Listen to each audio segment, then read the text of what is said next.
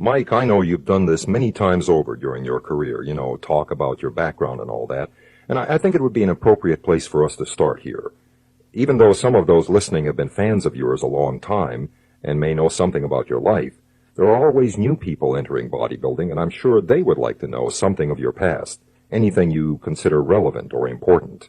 You're right, Dave, about people entering this field all the time. As a phone consultant, I receive calls from individuals literally every day who only recently picked up a barbell for the first time, and which augurs well for the future of this industry, by the way.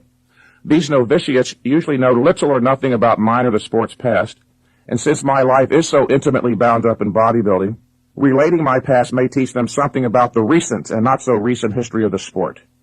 Dave, I was born on November 15, 1951, in Germantown, a small town outside of Philadelphia. At the age of 2, my family moved to another small town in Pennsylvania, Ephrata, which was and is predominantly a farming community. My dad was the major influence during the first 12 years of my life. Although he wasn't intellectually oriented himself, he went to some lengths to inculcate in me the values of education and knowledge. When I did do well in school, for instance, he would reward me. There was one occasion when I received all A's on my report card, and he gave me a baseball mitt, and another one when he gave me a $20 bill. He started me out correctly, as now I am a proud and successful capitalist. Except for the very beginning, the first day of kindergarten, when I locked my mother out of the house to prevent her from entering me into school at all, I did rather well. You locked your mother out of the house? Yes, Dave, I was a very shy child for a number of years. I spent much of my time alone at home, rather introverted, not accustomed to being around other children, so upon learning I had to go sit in a classroom all day with others my age, I rebelled. I'll never forget, as my mother walked out the door holding my hand to take me up the street to the first day of kindergarten, I all of a sudden bolted back inside and locked the door. It never occurred to me that she'd have a key, but my next remembrance of that day was my mother walking into the classroom where all the children were seated, carrying me wailing under her arm. So your rebelliousness has a long history. My rebelliousness? What do you mean by that, Mr. Prokop? Well, I must say, Mike, a good part of your career seems to have revolved around questioning tradition, the establishment, and what so many merely blindly accept. Yes, Dave, that's true. In fact, the first ad I ever ran in 1977 to sell my books, I advertised myself in bold print as bodybuilding's foremost iconoclast. Iconoclast means literally image breaker.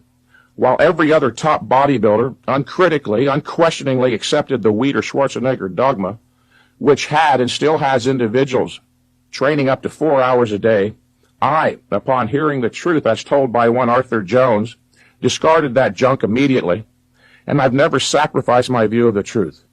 Yes, Dave, I was a rebel, am a rebel, and always will be, albeit no longer blindly rebellious, as I was often in my youth. No, not a blind rebel. I now consider myself a radical for the truth. And if my telling the truth makes certain people angry, that's their problem. The truth is everyone's ally, whether each recognizes it or not. And if the truth hurts anyone, that individual is at odds with reality and is philosophically, psychologically in a bad place. I decided some time ago that I am not on this earth to win a damn popularity contest. Let me note here again that my father was a major influence, Dave. It was from him that I learned something valuable about integrity early on. My father, Harry Mentzer, who is now deceased, was someone who always seemed to find it easy to stand up for what he believed in. He reveled in it at times, boasting about his integrity, which had a way of irritating those of a weak-willed ilk. I responded rather heartily to my father's pride and self-esteem, which in part is why I am a staunch individualist today. I can remember people in my youth referring to the Mentzers in a tone that inferred we were arrogant and conceited, but we weren't. We were merely proud of ourselves. Mike, what about training in those early years? In addition to emphasizing the importance of education, my father placed a very high premium on being physically able and strong. This resulted in a rigorously athletic first 10 years of my life, Dave. I had a reputation around my hometown, for wherever I went I would run, jump to touch signs overhead and leap fences, literally all the time, especially jumping fences. There were times when I would jump fences seemingly almost all day long, looking for ever higher ones to challenge my ability, and I never missed, believe it or not. I had a remarkable leaping ability. I also swam very well, especially the freestyle, in which event I beat the best fellow on the community swim team after receiving a special invitation to try out. I gave up swimming almost immediately, however, as they had us swim so many laps in practice I simply couldn't believe it. I truly was overwhelmed by the amount of work they expected. In looking back, I see that the coaches were grossly overtraining their athletes, as most trainers and coaches do today, all operating on the overly simplistic, childlike notion that more is better. I also did well in track and field, football, gymnastics, and baseball, but as soon as I discovered weight training at the age of 11, I gave up all other sports straight away. My early interest in weights extended beyond bodybuilding to Olympic lifting and powerlifting. My hometown, including the entire state of Pennsylvania, was influenced highly by the fact that the father of American weightlifting, Bob Huffman, operated out of York, which is only 30 miles from Ephrata. As a young teenager, a friend of my father's, Johnny Myers, who was a powerlifter, would take me on frequent visits to Muscletown, as York was called, to watch the nation's and world's best Olympic lifters, powerlifters, and bodybuilders train.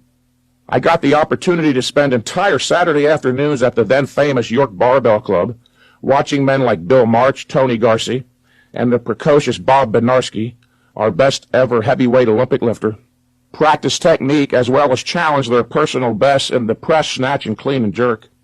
Also, Terry Todd and Ernie Puckett, the first official champs in organized powerlifting, train on the bench press, squat, and deadlift. This had an enormous impact on me as I took up these lifts, the press, snatch, clean, and jerk, bench press, squat, and deadlift early on. In fact, they were the foundation of my training, and by the time I was 15 years of age, I pressed around 250 pounds, squatted 500 pounds for 2 reps on a free bar. By the way, I also got to see and talk to John Grimmick on a number of occasions. It was Huffman and Grimmick, you may recall, who launched Muscular Development magazine. In the beginning, Dave, I trained as the manual which accompanied the barbell set my parents gave me as a Christmas present directed, 3 times a week with about 10 exercises or sets per workout. It wasn't until I became a Muscle Magazine fanatic that I gave up a reasonably sane approach and started training 6 days a week for up to 3 hours per session. And as I wasn't making progress doing that, I assumed I'd have to train 4 hours a day, but wasn't sure at that point it was worth it. As I was working 12-hour shifts in the Air Force, working a part-time job, trying to spend as much time as possible with my girlfriend, the thought of training 4 hours a day wasn't very appealing. Just as I was about to forsake my dream of ever becoming a bodybuilding champion, I met Casey Viator, who introduced me to Arthur Jones, who introduced me to high-intensity training theory. During a 1-hour phone call, Mr. Jones disabused me of the notion that I was an expert on the subject merely because I had memorized all of the top champs' routines out of muscle magazines. Well, Mike, tell us more about Arthur Jones. Yes, an interesting subject for me. He possesses an unmitigated passion for the mind, especially mathematical exactitude, the likes of which I haven't seen since, Dave. The first time he and I spoke, it was on the phone, but not a conversation, rather a lecture, and with a capital L. After a very terse, almost abrupt introduction, he launched into an impassioned disquisition on the subject of the fundamentals of anaerobic exercise physiology. I was stunned, not just about what he said, which was brilliant, but more so how he said it. Something like Dr. Leonard Peikoff's description of his first meeting with Ayn Rand in her living room while he was only 17 years of age. This man, Arthur Jones, was willing to spend considerable time explaining to a complete stranger, in the clearest, most objectively precise manner, the essence of anaerobic exercise science. Dave, it seemed like the fate of the entire world hinged on his summoning every scintilla of cognitive energy, wringing every bit of intellectual clarity possible from himself. And the reason he did it, in addition to enjoying the experience of achieving that level of intellectual precision, was because I was sincere, an intelligent yet ignorant and sincere 20-year-old. And as Dr. Peikoff also said about Ayn Rand, that he never expected to meet another individual again with the likes of her intellectual passion, I suspect I'll never meet anyone quite like Arthur Jones again. I know that you were a writer for Joe Weider for 20 years. In fact, we worked together at one point in the Weider office in Woodland Hills, as you recall. I originally moved Dave to Southern California 20 years ago at Weider's invitation to write for his magazine Muscle Builder, which now, of course, is Muscle and Fitness. The first few years, Joe and I got along extremely well. Not only did we work well together during that period, we socialized quite a bit, and as many who were there recall, he seemed to regard me almost as a son, believe it or not. Joe had a certain love for philosophy, as I did, so he finally had a top bodybuilder he could promote, who he could also talk to on a higher level. And promote me he did, Dave. There were as many as 4 and 5 of my articles appearing in each issue of Muscle Builder. I was appearing in his ads and was on the cover regularly. Then, in the aftermath of the 1980 Mr. Olympia, I vociferously protested in magazines and at my seminars that the contest was fixed for Arnold to win. This enraged Ben Weider, who talked about it to Joe, and apparently Ben's wrath rubbed off on his brother, and he eventually turned against me. Without belaboring it, Dave, our relationship, that is, Joe's and I's, hasn't been the same since. I perceived a further cooling off of Joe toward me several years ago, after Dorian Yates won his first Mr. Olympia, in fact. Dorian was very gracious at the time to cite me as his idol, and even credited heavy-duty, high-intensity training for building his physique. This was the first Mr. Olympia that Mr. Weider couldn't claim he had trained. With Dorian giving me credit and heavy duty receiving ever greater recognition and acceptance, I believe Joe thought that he had created a monster, a threat to his concept as trainer of champs. But to his credit, Joe still allowed me to write for him. You stated that you've mastered bodybuilding science. To be precise, Dave, I stated that in looking back to when I wrote Heavy Duty 1 4 years ago. I realized that my level of understanding of the fundamental theoretical principles of bodybuilding science was something on the order of 2 + 2 = 3.5. As a result, my client's progress wasn't as good as it could have been. Now my understanding is the equivalent of 2 + 2 = 4. And that shows up in my clients finally achieving results I always knew were possible. Before, I would only occasionally have someone gain 10 to 20 pounds in a month, or 30 to 40 pounds in 3 to 5 months. Now such gains are the rule. When I mentioned the fact that I have finally mastered the fundamentals of bodybuilding science to someone on the phone recently, he said, "There you go again, posturing, Mentzer, always so damn certain. How can you possibly claim such a thing?" And I responded, "Didn't you, sir, master the fundamentals of mathematical science, namely addition, subtraction, multiplication, and division?" I didn't say, I continued, that I'm omniscient or infallible, or even that I possess an exhaustive knowledge of exercise science.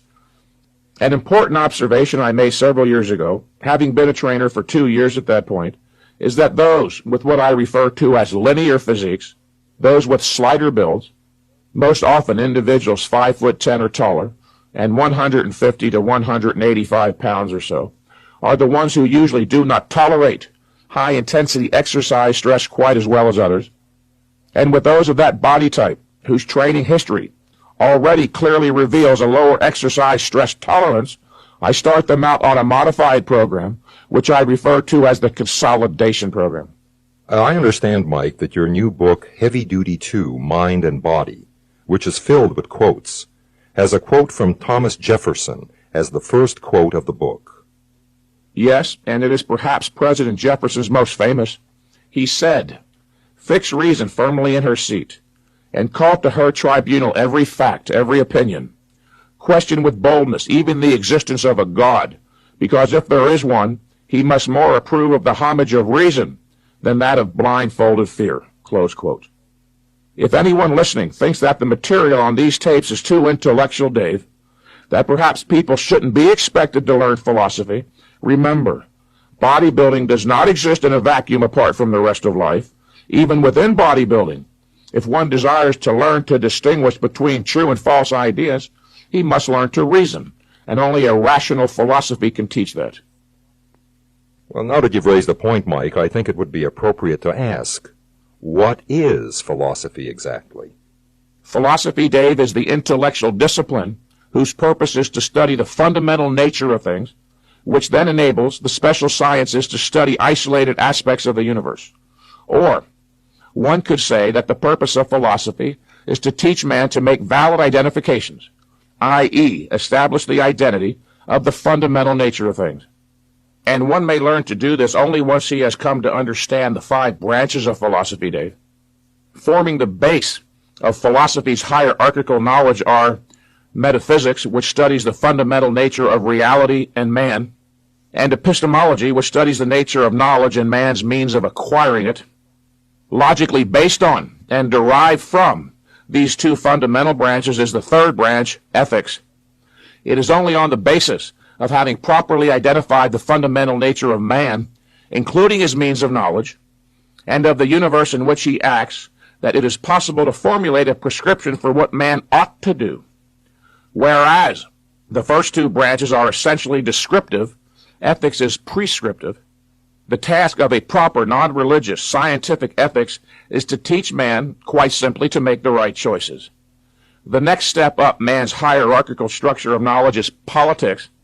Its proper function is to identify and implement the principles that serve as a logical transition from guiding a man's actions to guiding his actions with others, and to tie it all together and present man his abstract theoretical philosophy in concretized form for his pleasure and contemplation is aesthetics or art. Everyone has a metaphysics, a view of reality, an epistemology, a view of knowledge, an ethics, a code for making choices, a politics, and an aesthetics or art values.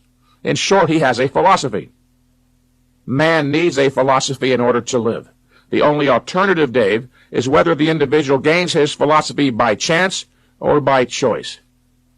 That's all I want to say about the 5 branches, except that if anyone listening does care, if you don't want to leave the creation of your soul to chance, literally, and that is the issue, then start studying philosophy by reading Ayn Rand's novel The Fountainhead, and concurrent with reading The Fountainhead, I strongly suggest you read her book of explicit philosophical essays entitled Philosophy. Who needs it? That sounds almost frightening. Leaving the creation of one's own soul to chance. Well, it shouldn't frighten anyone, although it should have a sobering effect. Most in our culture have, in fact, left the issue of their own souls to chance influences. One's soul, Dave, is not some gossamer-like, ghostly ethereum lodged in his nervous system. Your soul is your consciousness, which is comprised of 2 elements, your ideas and your emotions, which are integrated. Your emotions are literally the products of your ideas, your thinking.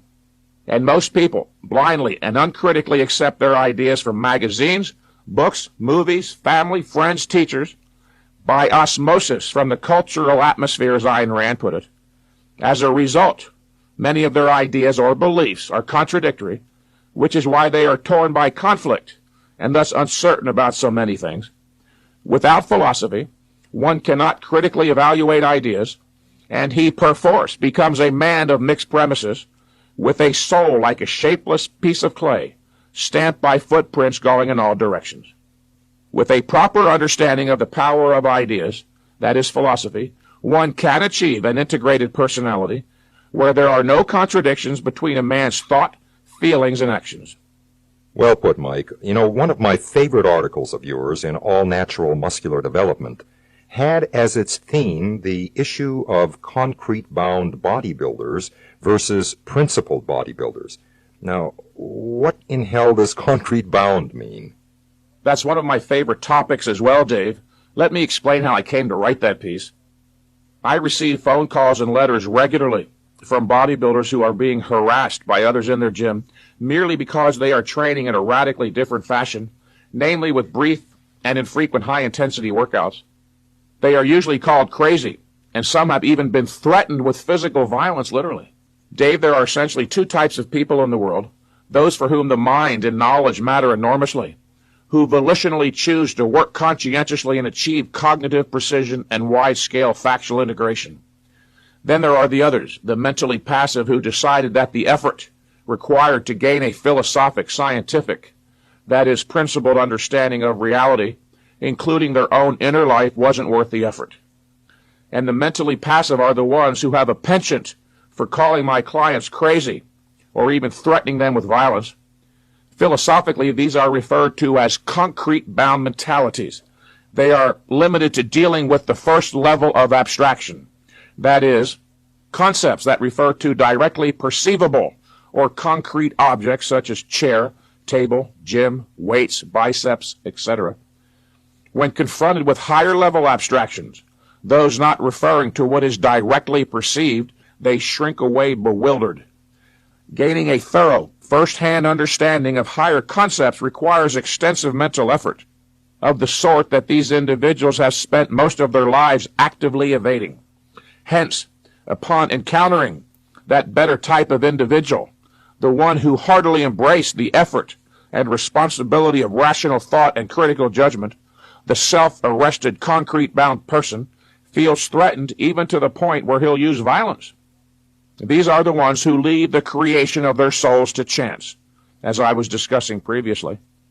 Which brings to mind one of my favorite statements from all of literature, and it is from Victor Hugo in his novel Les Miserables, and I quote, "They were of those dwarfish natures, which if perchance heated by some sullen fire, easily become monstrous.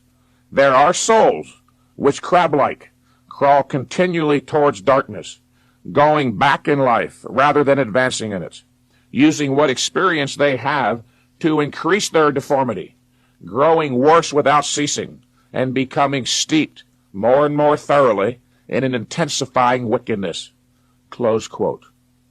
The point here is that either one continues to gain knowledge and progress morally, or he does not, and goes backward. There is no such thing, Dave, as standing still in human life, or stagnating. Either you move forward or backward. And it is an important concept for bodybuilders who desire to mature properly to consider. While the degree one can train to stimulate the growth of larger muscles, of course, is strictly limited, there is no limit to how much knowledge one can integrate, as human knowledge is an open-ended hierarchy. A philosophically motivated individual has the capacity to gain knowledge, to develop intellectually from his first moment of cognizant awareness to his last dying breath. Mike, we don't have much time remaining, and I wanted to ask you some questions I have about heavy duty. For instance, why do you have your clients train so infrequently on a split routine? Isn't it true that if one trains different body parts each workout, he can train more frequently, since the non-worked body part is afforded rest on the day he is working other body parts? This is a very common belief, but it simply is not true. You are failing to recognize, Dave, that exercise, in addition to having a localized effect on the given muscle being worked, also has a systemic effect. That is, it affects the rest of the physical system. Localized muscle recovery actually is completed fairly quickly, with systemic recovery taking up to 4 days or longer in some cases. Haven't you had a heavy leg workout, say on a Friday, Dave, then intentionally rested all weekend thinking you'd be fully recovered? But instead, you woke up on Monday still generally fatigued? See what I mean? Yes, indeed, and I've had that experience, and you're right. I don't ever recall seeing you address the issue of steroid use as it relates to heavy-duty training in any of your articles. With the trend away from steroids, I would think that there would be a stampede toward high-intensity training. Dave, this is one of the most pressing issues in modern bodybuilding, the move away from steroids and their resultant effect on training. But your posing of the question implies a consideration perhaps not generally understood. The reason some bodybuilders have gained muscle with volume training relates to the fact that steroids act primarily as recovery ability enhancers. Were those same bodybuilders to train for 2 hours a day, 6 days a week without steroids, they would begin to lose muscle mass almost immediately. Heavy-duty, high-intensity training is tailor-made for the non-steroid natural bodybuilder because of the painstaking precaution to properly regulate the volume and frequency of exercise to prevent overtraining. I'd like to warn the neophyte bodybuilder that those outlandish routines you read about in certain muscle magazines, which advocate that you train like the top champs for hours every day, were developed with the explicit understanding that steroid use increases recovery ability or exercise stress tolerance manyfold, yet continue to be promulgated by unscrupulous publishers who refuse to inform their readers, the majority of whom are natural, non-steroid bodybuilders, that the top champs who employ them are drug users. Those insane marathon workouts do not cannot, will not yield any results for those with a normal complement of hormones. They don't even work, for Christ's sakes. For many who do take steroids, as innumerable of my phone clients have reported, only those with superior genetics who take steroids make progress while training with the marathon or volume approach, and even they would make much greater progress, of course, if they trained properly. The proof of that is my own success with heavy duty, Casey Viators, Aaron Bakers, David Durst, David Pauls, not to mention Dorian Yates, and my hundreds of clients. What about women, Mike? Does high intensity work for them as well as men? Yes, because the principles of human physiology, Dave, are just that. The principles of human physiology. They are applicable to all, male, female, black, white, tall, short, young, and old, with some variations, of course. And the primary difference between male-female physiology is the sexual reproductive system. Within the context of lesser testosterone endowment, therefore, it can be inferred that women don't tolerate exercise stress as well as men, though not always. I have worked with naturally mesomorphic women who gain better than some men. My advice to women is to follow the advice in these tapes and start with the baseline workout, whether the goal is to become a bodybuilder, a fitness competitor or model, or even just develop optimum fitness for personal reasons. And what about older people? In fact, high-intensity training is very good for older people, as without some form of weight-bearing stress, older women in particular become prone to osteoporosis, which is demineralizing of the bones. Older people, men and women, also tend to lose lean mass unless they engage in some form of weight training and aerobic exercise. And as you know, the loss of lean mass results in the slowing of the metabolism, which makes it easier to get fat. I would imagine many like your heavy-duty workouts because they are brief and infrequent. I have spoken with numerous people, especially intelligent, career-oriented individuals, who were either about to give up weight training or were reluctant to start as they were under the impression that training every day for an hour or two was required, and they just couldn't justify, Dave, that kind of time expenditure. Then they read about my approach and only trained for 20 minutes every 4 or 5 days, and now these same people are quite delighted with their progress. What never ceases to amaze me, Dave, is the number of bodybuilders who scoff at the mere suggestion of even trying heavy duty and continue to slave away for hours a day with little in the way of meaningful progress. Throughout human history, men have done all they could to avoid slavery, and here in the latter part of the 20th century, there's a group of knuckleheads who seem to willfully embrace the role of beast of burden. What about aerobic exercise and cardiorespiratory health? Dave, aerobics have been inordinately emphasized over the last decade, ever since it was recognized that the public is more likely to engage in low-intensity aerobic activity than in high-intensity anaerobic activity. Some may recall that prior to the heavy emphasis on aerobic conditioning, the primary emphasis was on something called total fitness. Total fitness is comprised of several components, including skeletal muscle strength, flexibility, endurance, the building and maintenance of lean mass, and positive self-image, all of which are best achieved through a properly conducted weight training program. Aerobic activity does next to nothing to provide for increased skeletal muscle strength. In fact, by overworking certain few muscles to the exclusion of working others at all, aerobics can create imbalances in the skeletal muscular system, which increases the likelihood of injuries. Nor does aerobic exercise improve flexibility, anaerobic endurance, or lean mass. And it was never cast in stone that one must limit his activity to repetitive movement of the legs as on a treadmill or stairmaster to improve his cardiorespiratory endurance. The cardinal principle for improving cardiorespiratory fitness is that the individual sustain a certain age-related pulse rate for at least 12 to 20 minutes. This can be easily accomplished with high-intensity training by limiting rest time between sets. Or, if a person is hell-bent on doing aerobics, remember, it is possible to overtrain here too. When training in high-intensity fashion, limit aerobics to no more than 20 to 30 minutes twice a week. And for the bodybuilder who is seeking to develop maximum muscle mass in the shortest time possible, I strongly advise he eliminate aerobics entirely for a while. This is because the body has a strictly limited adaptive capacity. It's not as if the body has 100 units of adaptive resources for increases in strength of size and 100 units available for adapting with increased endurance. The body possesses but 100 units of adaptive energy, period. Or in other words, training guided by mixed premises will not yield results of the same magnitude as would adaptive specific training.